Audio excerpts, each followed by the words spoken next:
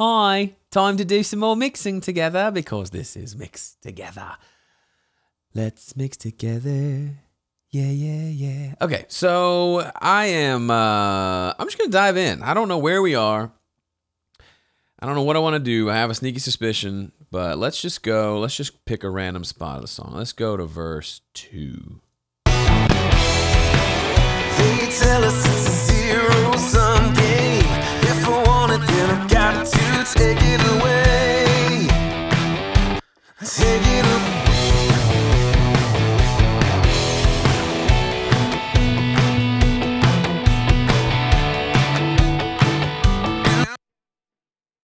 You know what? I seem to remember.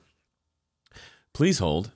I seem to remember saying something in the last video. Let's go find out. If you go to homestudiocorner.com/MT, or it might even be on the homepage, depending on when you watch this, you can get access to... So I haven't shown you this in a while. You click on this, you enter your email address, and it will let you get the tracks to this song that you can mix with me.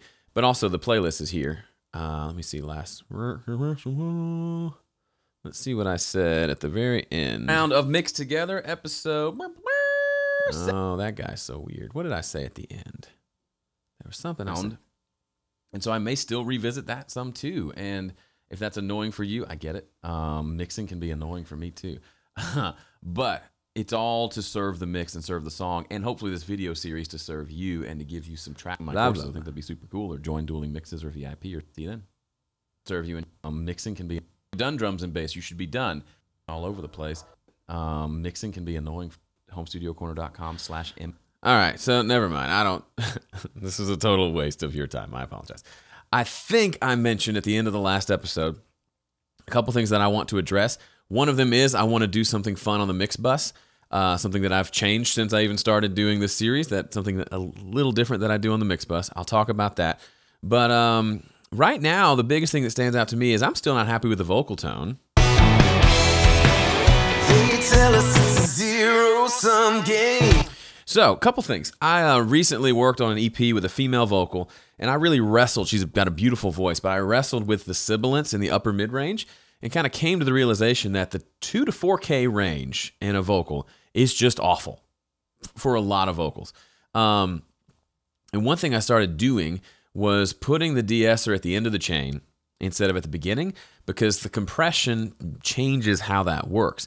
I also changed how I do my de-esser. Okay, so you may remember from a few videos back, this is how I do de-essing in Studio One. I don't have a de-esser plugin per se, but I have a de-esser preset that I've made out of a multi-band compressor, right?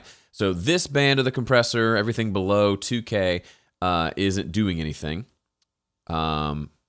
Oh, it is the compressor set to 2-to-1 ratio.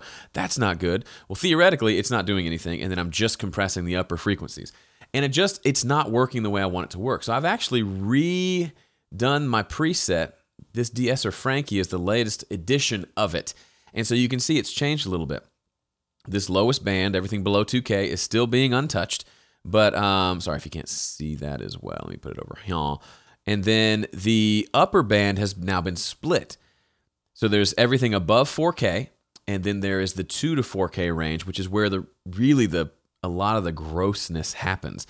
And if you look really closely, you can see the threshold between the two is slightly different. There's about a 3 dB difference between the two. One's at -31, one's at -28. Now they both have the same 20-to-1 ratio, 1 millisecond attack, so they're both de-essing the same amount once things cross the threshold, but I've lowered the threshold on this one. And then once I set that up, I have it all set to relative again, so if I raise or lower any of the thresholds, they all raise and lower together, okay?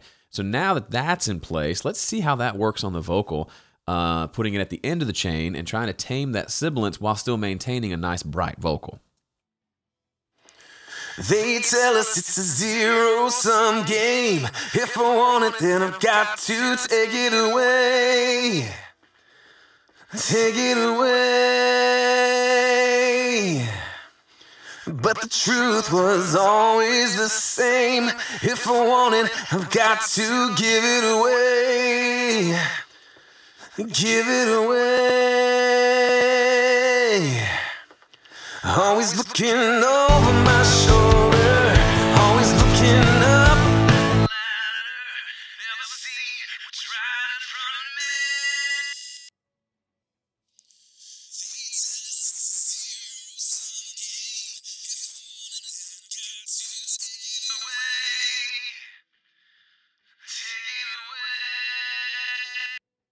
I'm going to adjust the difference between the two and bring this threshold down a little bit. Because that 2 to 4K range is just killing me. Now I'll adjust them again. They tell us it's a zero-sum game. If I want it, then I've got to take it away. Take it away. But the truth was always the same. If I want it, I've got to give it away. Give it away. Always looking over my shoulder, always looking up that ladder. Never see what's right in front of me. I've got so much more to give than I could ever. So there's usually, for me, a combination of trying out different notches in addition to the de-esser, because some frequencies are being annoying versus like the entire range of frequencies. So this thing at like 6K feels annoying to me. Let's find the verse again. They tell us it's a zero-sum game. If I want it, then I've got to take it away. Take it away. But the truth was always the same. If I want it, I've got to give it away. Give it away. Always looking over my shoulder, always looking up that ladder. Never see what's right in front of me. I'm going to also put that de-esser on the front end of this slapback delay, just so that I don't need any of that S's and T's in my delay. They tell us it's a zero-sum game. If I want it, then I've got to take it away. Take it away. But the truth was always the same. If I want it, I've got to give it away. Give it away. Always looking over my shoulder. Give it away. Always looking over. That telly guitar part's now annoying me. Give it away. Woo! Sorry. Give it away. Always looking over.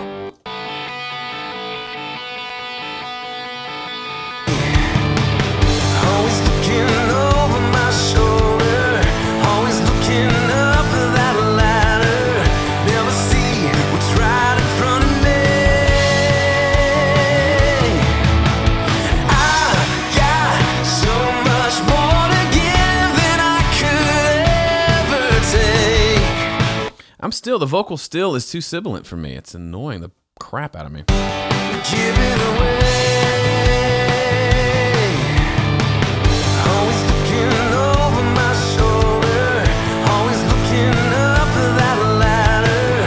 Never see what's right in front of me. I've got so much more to give than I could ever take. I got a mission, and I've got so much life to live, and not just for my sake. Next thing I'm going to try is flipping the order of the compressor and the EQ. Maybe getting rid of some of those frequencies before the compressor hits it might be a good idea. Give it away. Actually, here's something I did last week on a mix that was somewhat helpful. Just get back to a vocal with nothing on it and listen. Give it away. Always looking over my shoulder. Always looking up. And go ahead and put the de-esser on now. Give it away. Always looking over my shoulder. Always looking up that ladder. Never see what's right in front of me. That seems like a right amount of sibilance there. And it's a decent sound right now, so let's compress that now. Always looking over my shoulder. Always looking up that ladder. Never see what's right in front of me.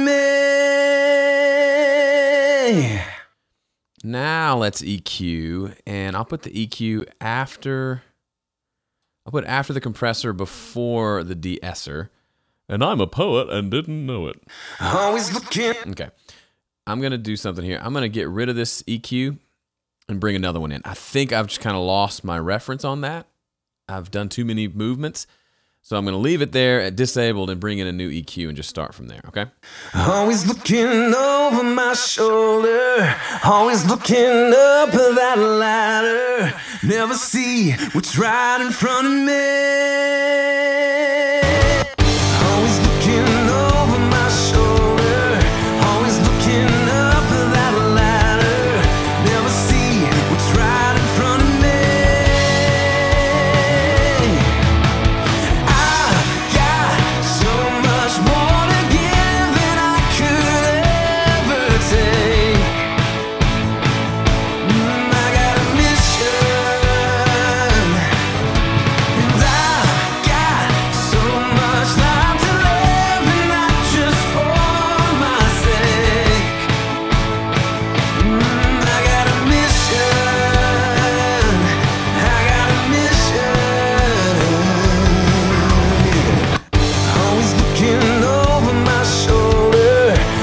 Looking up that ladder, never see what's right in front of me. I've got so much more to give than I could ever take. I got a mission, and I've got so much life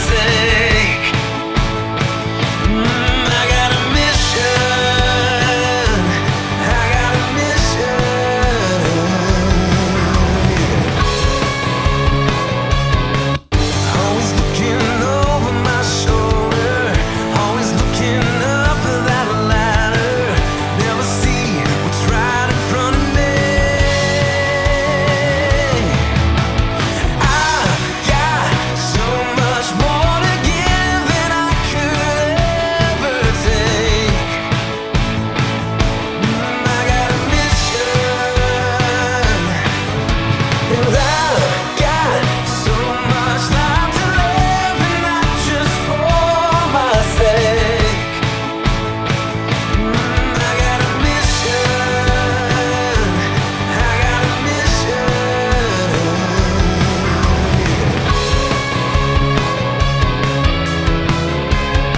sake.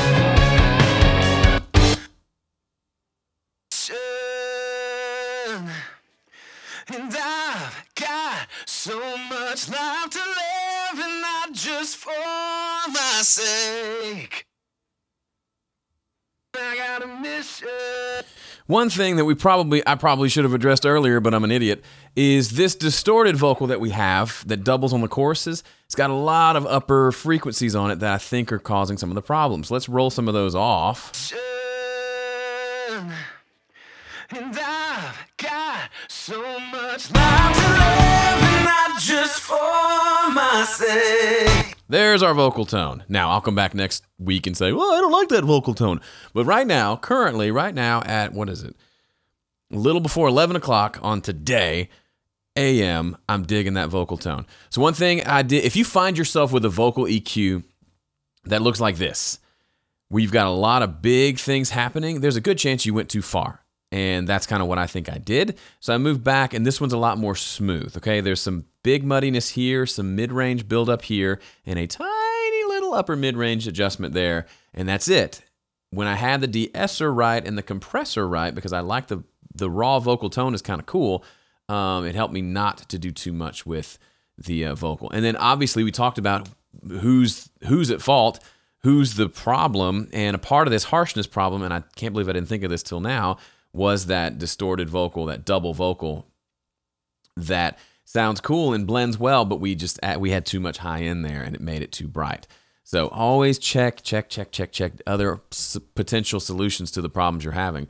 But that feels really good. So next week, I'm going to make a promise to you. If I don't do this, come smack me. Next week, I want to show you in the next episode what changes I'm going to make here to my mix bus. It's subtle, but it's kind of cool. And I think it makes sense. It makes sense to me, and I'm getting good results with it. So I will show that to you in the next episode. Thanks for watching.